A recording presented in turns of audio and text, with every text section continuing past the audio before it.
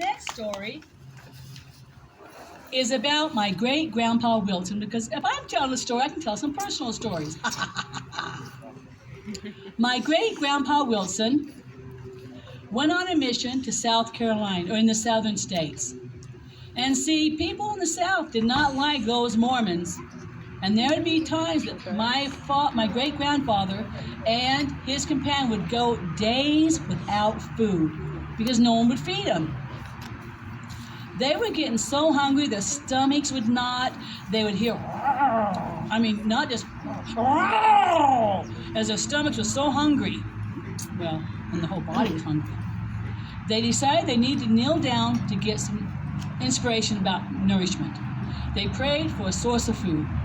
They got up, they continued down the path. As they continued down the path, on the side of the road, under a cloth, was a freshly baked loaf of bread. Woohoo! They had a good, anything better than homemade bread fresh out of the oven or from the bakery? They took off the cloth, they ate the bread, they thanked God, and continued on their journey. After the mission, my great-grandfather Wilson came back from the mission, and his wife, my great-grandma, was helping unpack. She picked up this cloth and goes, "What are you doing with my quilt, with my cloth?" He told her the story. She then says, "I baked a couple of loaves of bread.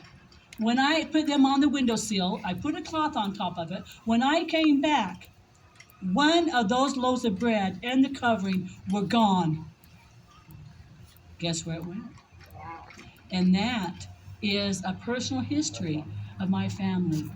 Each of you have family stories that could be just as juicy, and maybe with a little butter, just as crusty. Thank you.